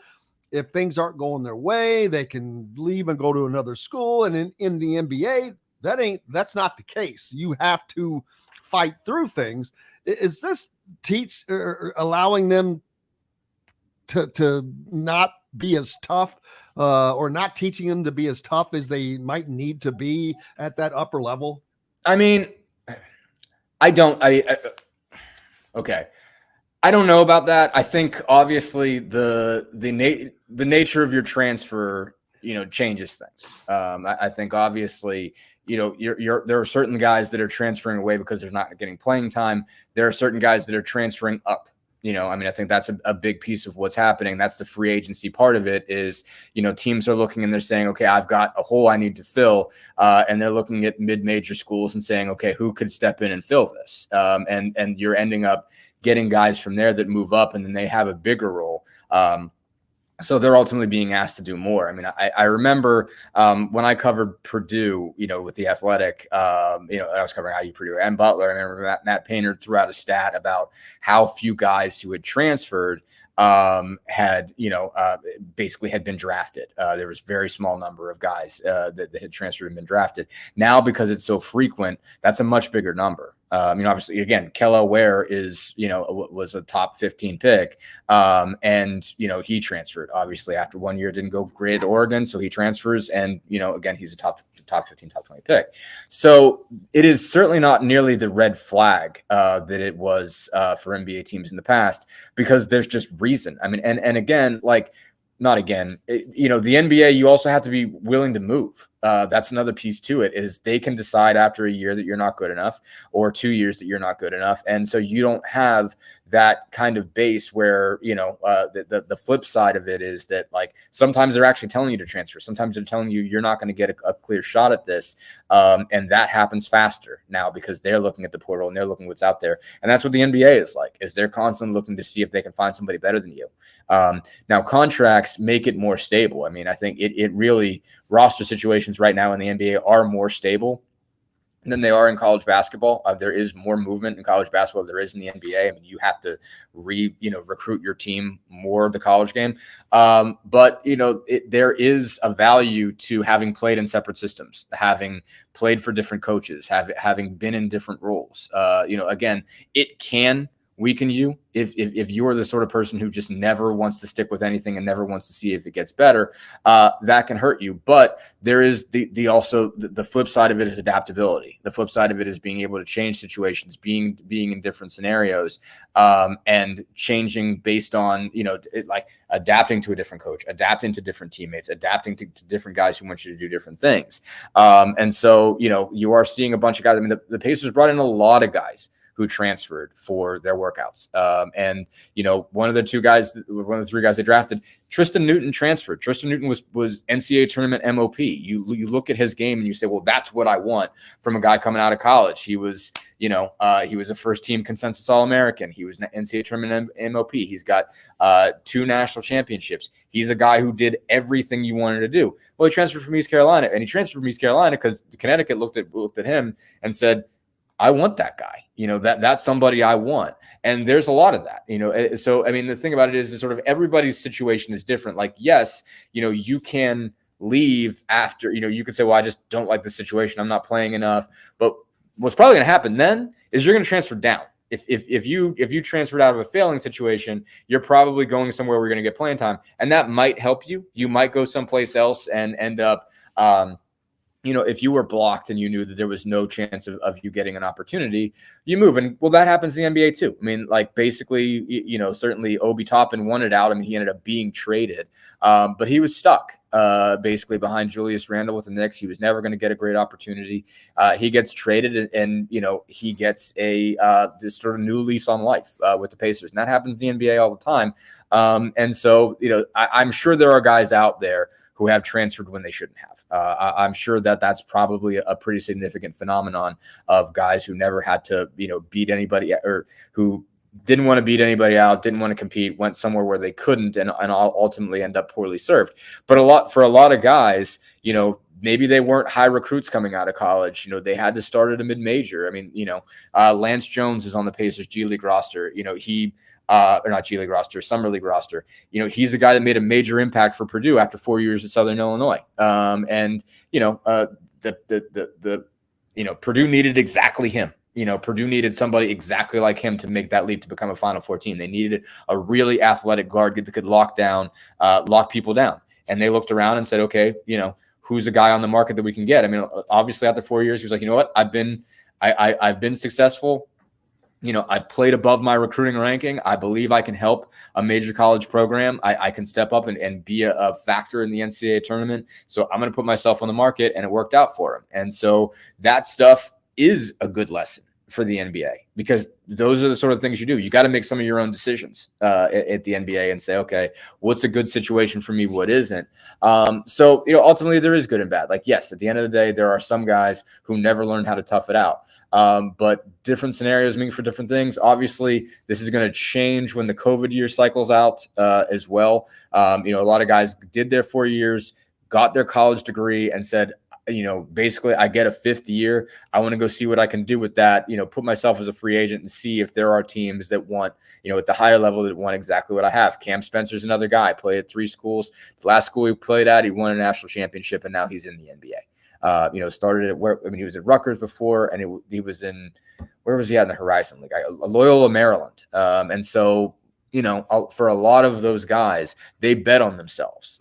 They bet on themselves after they weren't highly recruited. They started at a smaller school. They bet on themselves. Not literally, because that would be against the rules. That would be against the rules.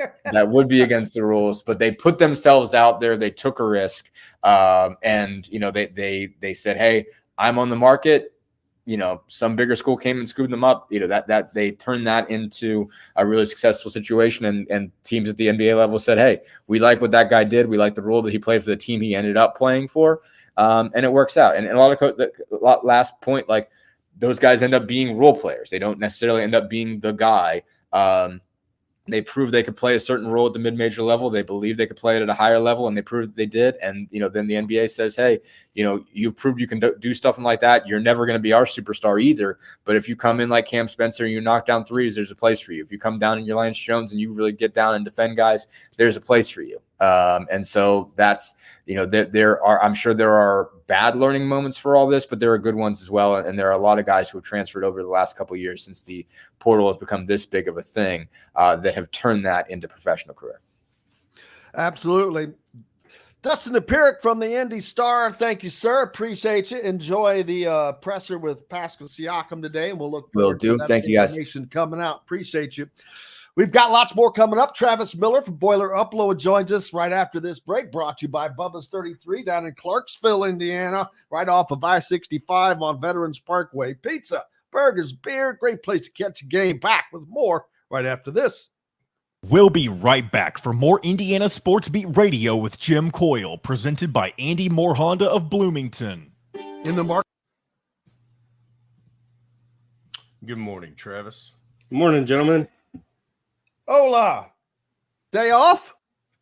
About to start the new job, hopefully in about a week or so. Oh, that's always good. Yeah, but been to all 30 now. Got my last ballpark this weekend. Oh. Now been to all 30 major league ballparks, so. Oh, please don't tell me Chicago was the last one. No, it was Minnesota. I just took a Wrigleyville jersey that I had, and I put been to all 30 on the back, so. Oh, is that? Let me see. Been to all 30. That's funny. That's hilarious. When I went to Yankee Stadium, I saw a guy in a Mariners jersey with it, and I was like, that is a good idea. So I took the idea and ran with it.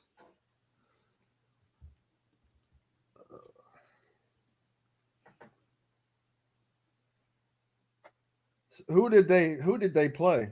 They played the Astros. It ended up being a 13-12 game, entertaining as hell.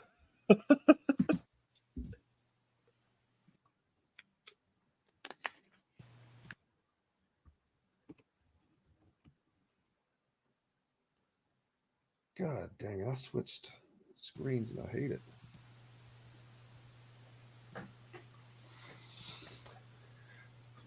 Baseball been very, very good to me.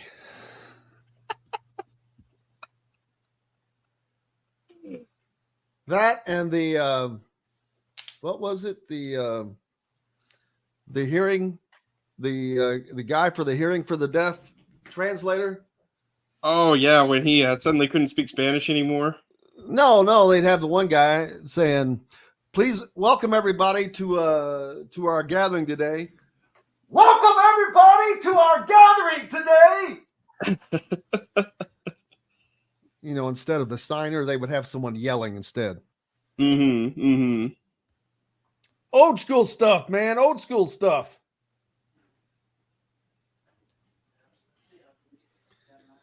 Where's Dakota Mathias been? Playing overseas?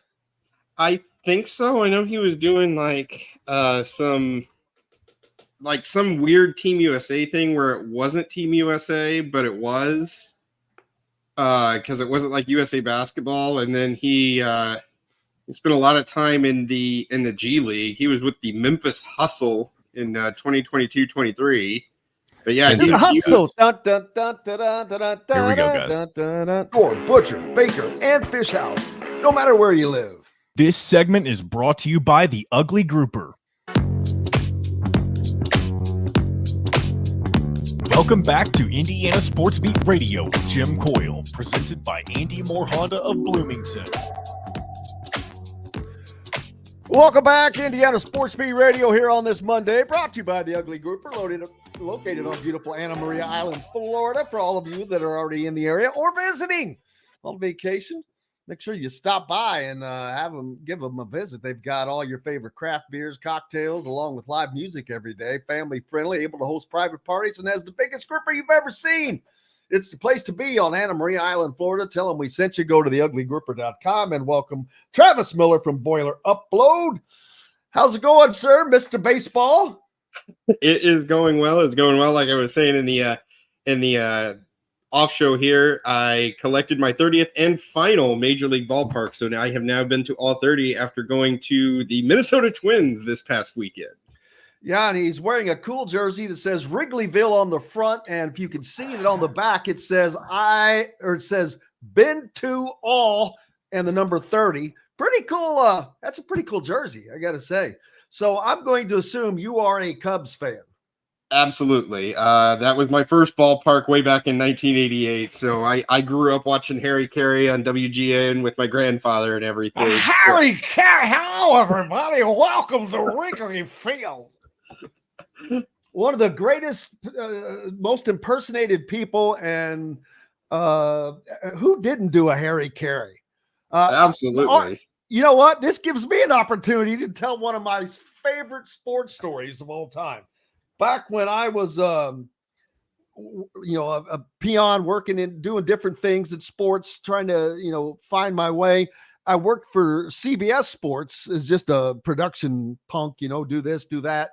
And we were at Cincinnati, and they were hosting the Cubs. And there was a girl that was from Chicago that I had worked at the Kentucky Derby with, and she said, "Hey, after the game, we'll go up to the booth and we'll get Harry's autograph."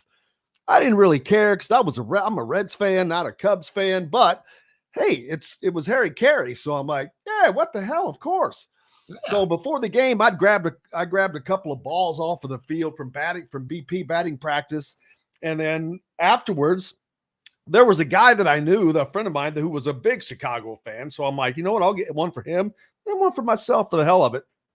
So I'm in line, the first of 4 people. I've got the 2 balls. And Mr. Carey, how are you? I appreciate if you'd sign my ball. He signs it. And if you'd sign one for my friend, no, I get out of here. I signed your ball.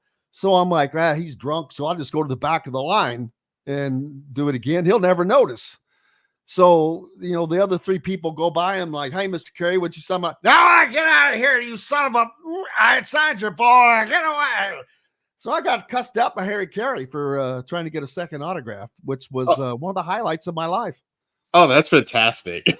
It was a great story. I'm like, hey, he's not going to remember. And damn if he didn't, but he wasn't that drunk, I guess. Every time I'm at Wrigley and they do the 7th inning stretch, I have to do the "let's get some runs." Check out the kid in the sombrero. Will Ferrell did a great Harry Carey, of course, guys on Bob and Tom back in the day. I forget who that was. Mark Patrick, maybe, that did that. That'd be another Budweiser. But just one of the all-time characters ever in announcing. I mean, he's got to be the only guy that was just getting hammered doing the games, and he was literally getting hammered. And I have to say that when Budweiser did the commercial where they cut together the various bits of audio of him calling the World Series, I had to tear up just a little bit there. Yeah, Steve Stone was just there to hand Harry beers, and it's still weird to hear Steve Stone doing White Sox games now instead of Cubs games. Yeah, it's but crazy, but good fun times back in the day, and Wrigley's still one of the great places to go, man. It's weird when you can walk out of a stadium and literally walk out of the stadium and be on a street corner. And at Wrigley, you literally walk out of one of the deals and you're just on the street corner. There's no ramp, there's no stairs. It's like boom. Wrigley Field or Fenway is similar to that, but of course they're both very, very old baseball parks. One of the few. I mean, they're probably the only 2 old school parks still left. Yeah, in the majors, yes, because the 3rd oldest park is Dodger Stadium in LA, and it opened in the 50s. Wow. And you know what? I've never been to Dodger Stadium, and I should have gone when I had the chance. I really wish they're at the Chavez Ravine, as they call it. I honestly thought it was overrated. I was not a fan of it. I thought it was kind of too crowded and everything. I did have a really good barbecue burrito, however, from some stand down the first base lane. It was that did make up for it because that was an excellent burrito. But you've been to all 30 parks now. That's kind of cool. And your last one up in Minnesota. What was the first one you went to? Wrigley Field, 1988. My grandfather took me, and that was a pretty special moment. He was a diehard Cubs fan, and he passed away in 1991. And then when my son was born, I named him after my grandfather. My son's first name was my grandparents' last name, so my mother's maiden name. And 2015, we take him. He's 2 years old. We take him to a Sunday game at Wrigley, and they had a promotion where kids get to run the bases. So we get in line, and they take us out on the field, and I'm just, I'm standing on the field at Wrigley Field, and I get like this little pill container, and I surreptitiously reach down and I grab some of the infield dirt and I put it in the pill capsule. And then we get to where the kids are running, and they see how little my son is, and they're like, well, he's so little, do you want to run with him? And we basically step off of first base, and I don't remember much of anything else. So I got to run the bases with my son at Wrigley Field. And then I later took that capsule of dirt and I put it on my grandfather's grave. And I'm not saying that they won the World Series the next year because I did that, but I'm not saying that it had an effect. So that's awesome. I was able to see the Big Red Machine play back in the old Riverfront Stadium. My second, and then also, did you ever make it to old Comiskey Park? No, I did not. I think that closed in 1990. So that was a little bit before I really started going to a lot of games or anything. I didn't start going to most of these until I was a grown up. So yeah, I had the good fortune of Pete, who's on here a lot. Myself, Pete, his dad, and his brother. I think because of Pete's urging, we went up and saw the White Sox play a game. But the best part of it all was Michael Jordan taking batting practice. Oh, this was when Michael Jordan was trying to make his baseball debut, and so they had him at Old Comiskey taking batting practice. So I got to see him knock a few out there, which was cool, and actually had a brick once they tore it down. And because the next year I saw a game at the new Comiskey Park working for CBS, but yeah, that was pretty cool. But seeing the Big Red Machine, it was at the very end in '77 or so, but that was awesome. Yeah, it's been fun to travel to a lot of these. We got 4 of the 5 California parks in one trip. We got 4 of the East Coast parks in one trip, where we just did like Baltimore, Philadelphia, and the Mets in a 3-day span, and then later got Washington. And my wife's a huge baseball fan, so we just decided to go for it after all this time. And now our son, he's got 27 of the 30. He only needs to get to Kansas City, Colorado, and Seattle. So we got to go back to those to get him caught up. Well, that gives you something to do, right? You get to see a lot of the country. I mean, you get to go to a lot of different cities and everything. And Minneapolis, lovely city. I mean, just wonderful place. We found a great parking spot close to the ballpark, and great ballpark. I'd say that honestly was in one of my top 5 of all of them that we've been to. Yeah, Minnesota's got some nice places there. Been there a few times lately for Big Ten related activities, Big Ten Media Days, the Big Ten Tournament has been there. So hopefully won't have to go back there again. It's a little I'd rather it be in Indianapolis, to be honest with you. But we've got Summer League NBA coming. Kalel Ware just had a great game, waiting for Zach Edey to make his debut when Memphis starts to play, and Dakota Mathias and Lance Jones on the Summer League roster for the Pacers, former Boilermakers. Lance Jones, of course, a transfer from Southern Illinois, who made a big dent on Purdue, on the play of Purdue last year.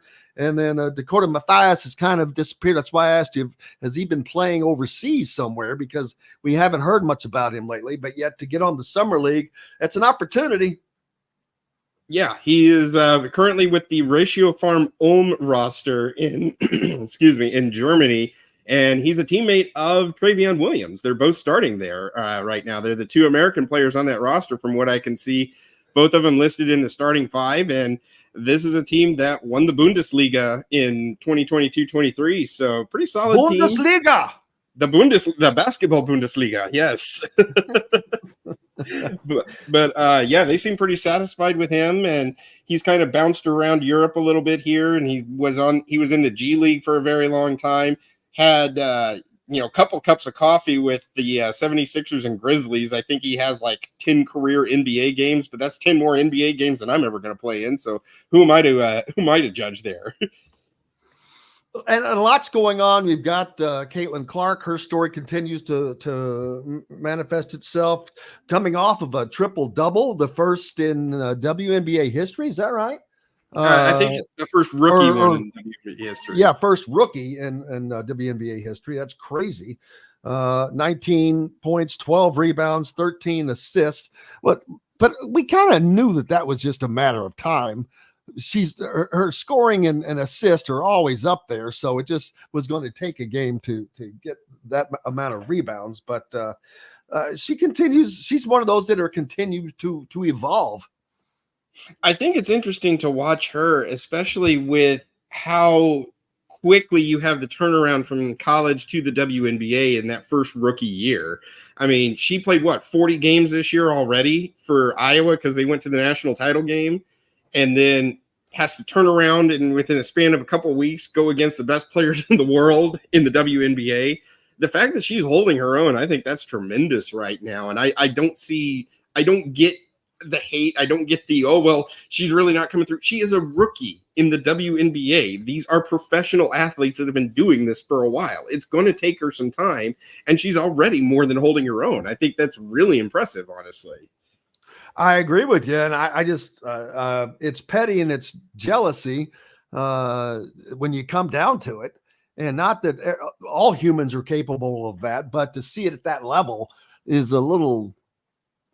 It is what it is, but it's silly. But I think it's going to eventually go away, because when you continue to do something and continue to do it the same, at some point it ain't bragging if you can do it, and not that she's bragging, but. It's just petty jealousy, which is ridiculous, but we shouldn't even be talking about something like that when it comes to a professional sport of any kind, but we are. For the Olympics, does the WNBA just take off for the time for the Olympics, because it's right in the middle of their season? I think they usually do. I think they take off like 2 or 3 weeks, kind of like the NHL used to take off 2 or 3 weeks for the Winter Olympics and everything. So I'm not surprised that she didn't make the Olympic roster, or if she chose not to play or whatever, just because she wants that break right now, because you're just adding even more games right there for her. It doesn't surprise me that she's not going to be there. The one that does surprise me is Zach Edey elected to not play for the Canadian national team. He was invited and probably had a real good shot of making the team and making the Olympics, and he turned it down so he could work with Memphis and kind of get his feet wet in the NBA. So I found that one really, really interesting. I don't think it was a lose-lose situation. I think it was kind of win-win, because he would have gotten a lot of good experience with Team Canada versus playing in the Summer League in the NBA. And actually, to me, it would have been a little bit better experience, because you're going to be playing against much better talent than you are in the NBA Summer League. Mm-hmm. I was very surprised by it, but that's the decision he wants to make. That's the decision he wants to make. I mean, he talked it over with Memphis, and Memphis is excited to have him and whatnot. So all the best for him, man. I hope it works out for him. But man, you gotta think that if you have a chance to play in the Olympics, I mean, I would have jumped at it. I think it would have been really cool to do. Yeah, I mean, I don't know how you pass up an opportunity to play in the Olympics, especially when it would kind of aid you in what you're doing. But again, I'm not questioning the decision. I just, like you, I'm like, a little surprising, because I think he could have learned just as much, if not more. Maybe not as much as what the Kings specifically, or not the Kings, but the Grizzlies specifically want him to learn, I guess. But I mean, I just don't know how it would have hurt him. I to play in it, but like you said, I'm not questioning it. I just wonder why not? Why not? It's not something that comes along every day. Yeah, and Team Canada is real good. I mean, they got some really good ball players. And but how many of the guys that are on that team are freaking from Canada?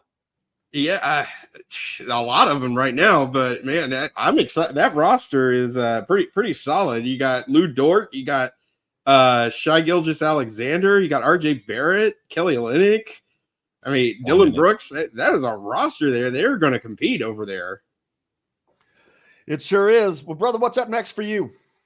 We are just starting to ramp up with football. I know we've got Big Ten Media Days here in 2 weeks coming up, and we are less than 8 weeks away from the kickoff of college football and the new Big 18 or whatever the hell they want to call it now. So I think it's going to be a very interesting year to see how things are navigated with the expanded leagues and these larger conferences and the college football playoffs. So it'll be interesting to see how things shake out this year. It's going to be a lot of getting used to again. I can't believe that Oregon is coming to West Lafayette and it is a conference game. I can't believe Indiana has to go to the Rose Bowl and play UCLA in a conference game. It's not clicking for me yet. I don't know if it will. We'll click it next week as we start to we'll start breaking down all these new additions to the Big Ten and some of the things we can look forward to this year, buddy. I look forward to it with Travis. Make sure you go to Boiler Upload if you're a Boilermaker fan to keep up with what's all going on with Purdue. And next week we'll get into some Big Ten football. But brother, thanks a lot, Jim. You better enjoy the rest of your baseball week. Yeah, we're going to the Reds and Marlins this weekend just because my wife's a Marlins fan. So there you go. Well, I hope the Reds pull a win out there, of course. Eli De La Cruz, baby. Big thanks. He's Travis. Good. He is good. He's something. Travis Miller joining us from Boiler Upload. Big thanks to Travis. Big thanks to Dustin Dopirak as well. Todd Leary, of course. Greg Rakestraw from the ISB Sports Network. Todd will be joining us off and on from Rock Hill, South Carolina, just so we can keep you up to date with what is going on with the 3 SSB tournament this week. And, of course, we're back tomorrow to do it all again. Until then, for John, the producer, and each and every one of you, we appreciate you so much for being with us. Without you, we have no reason to be here. Back tomorrow to do it again. Until then, I'm Jim Coyle. I will see you on the radio. Thanks for listening to Indiana Sports Beat Radio. Be sure to subscribe to our YouTube page for more clips and team coverage of Indiana basketball, football, and more. You can also find full episodes and tons of other content on thehoosier.com. We'll see you next time for another edition of Indiana Sports Beat Radio.